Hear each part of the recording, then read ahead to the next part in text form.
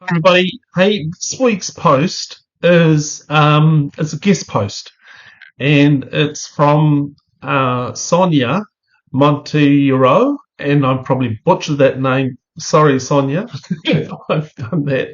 But Sonia lives in central Portugal, and she was born in a small village next to the city of Coimbra. Sorry, I probably butchered that too, where she attended the university studying journalism, and she got severely ill with depression before she could finish her studies. And this would be the beginning of a very long journey towards the cure. And while she was able to come out of the depression, she was diagnosed with schizophrenia almost 20 years later. In the meantime, she has worked as a caretaker for ill and elderly people, and recently she had to stop her activity due to complications of her illness, but had the opportunity to pursue an undergraduate degree in modern languages, including English. And so I just really love to get guest posts from people have who have walked the talk, you know. And this one of Sonia's is one of those, and so I'm just going to read it out. I think it's marvelous, and I'm sure we're going to hear a lot more from Sonia. Anyway, let's read. I used to be depressed, severely depressed, the kind of state that makes it hard for facial muscles to react to other people's joyful interaction. Know the feeling? Another indicator I find that confirms my sadness is when I walk through the yard after dark with the lights out.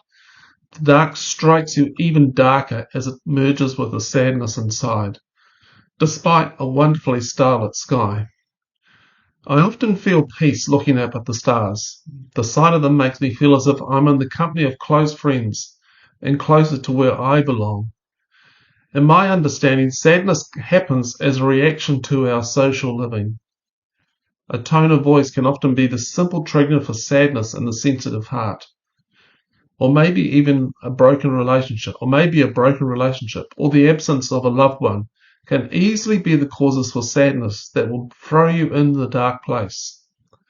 I've learnt not to ignore my sadness, but it wasn't always like this. Over time, I learned to acknowledge my inner state and act on it with some self-care actions. Washing my hair often helps, or trimming my nails. These are very simple daily actions that can have an impact on how I feel.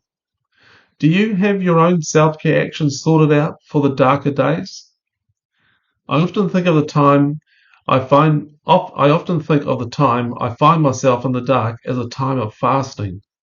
Not that I actually fast the sadness away, but my state of sadness is equivalent to fasting. In a way, it makes sense, as sadness prevents you from engaging in day-to-day joyful fuzziness. It's a kind of emotional fasting. The Bible's advice for such days of fasting include self-care actions. But when you fast, put oil on your head and wash your face so that it will not be obvious to others that you are fasting, but only to your Father who is unseen, and your Father who sees what is done in secret will reward you. Matthew 6:17-18. However forced and uninformed you may think my reading of the Bible is, it can't do us wrong to know that, maybe even feel that God is looking after us in the lesser days, when one might feel put aside and alone in one's state of mind. I find comfort in knowing God is looking after me. He is there washing my hair with me, giving me the strength to care for myself and eventually changing the darkness in my heart. And then there is a promise. He will reward you. Do you find that a change in the heart is a small thing to achieve? If so, you probably haven't found the joy of renewed strength, but you will. When I was depressed, I used to feel empty and I worried that I wasn't living with God in my heart. Later, I realized that God is always with us, even when we don't feel connected to Him. Especially when we don't feel connected with Him, I would dare saying. I thought because I myself rejected my negative feelings, that God rejected them too. But I was wrong. He welcomes our difficult states of mind. Furthermore, Negative feelings are not a reflection of God's disapproval. He is like a good-hearted friend that promises to sit with us in the dark. Lewis Carroll, in his work Alice in Wonderland, immortalized the following words: "When you can't look on the bright side, I'll sit with you in the dark." I often take these words as something that God would say to me. He's that generous and more. The Bible even has a strong statement of God's presence with us through the dark. "Yea, though I walk through the valley of the shadow of death, I will fear no evil, for thou art with me, thy rod and thy staff, they comfort me." I'm often in the dark, not only with sadness, but because I suffer the effects of anxiety related to my schizophrenia.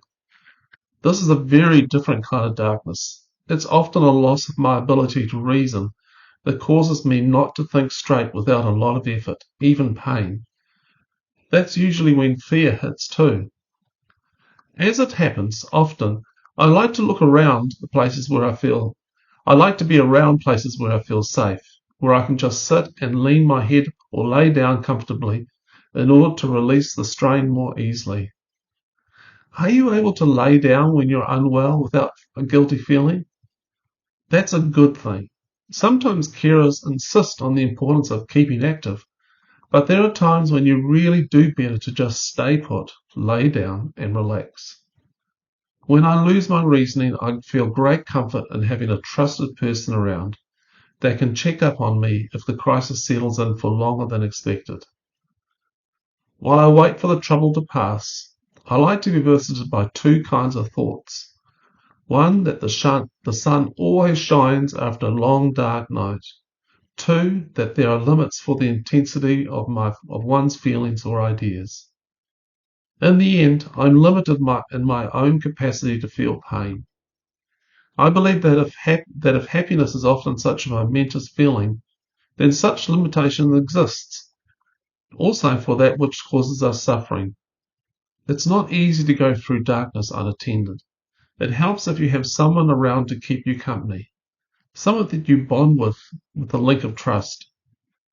God has provided that for me, although it's a bit awkward to rely on one's mother for company after adulthood. I feel a sting of pride sometimes, but I prefer to see heaven's work in my life than to keep my pride intact. The spiritual life is indeed very narrow for my pride-inflated self. When you can't look on the bright side, I'll sit with you in the dark. Here's a statement that I take with awe every time. The dark can keep you from even allowing someone by your side.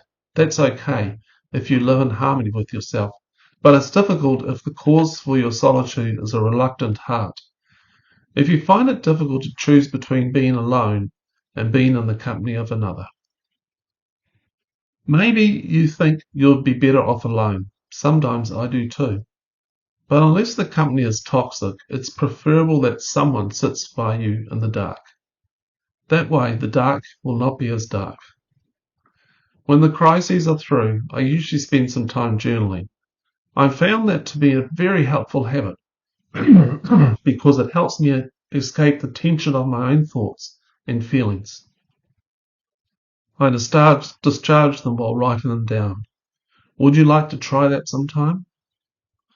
Through journaling, while analysing my emotions, I found the value of being patient and letting someone in my heart. There is much wisdom to such an attitude. In fact, the Bible points in that direction. And though a man might prevail against one who is alone, two will withstand him. A threefold cord is not quickly broken. Ecclesiastes 4:12. God himself waits for an opportunity to approach us with tenderness and care. He aims at keeping our emotions in good shape. Would you find it a strange thing to talk to your emotions in order to understand them? Here's hoping you can remember that God is with you when you feel alone and in the dark. Some questions. What is the best attitude towards negative emotions? Number 2. When does the acknowledgement and acceptance of negative emotions become an emotional tool to be used for better health? 3. In what way are our habits of thought and behavior modeling our emotional life. So that's our contribution from Sonia.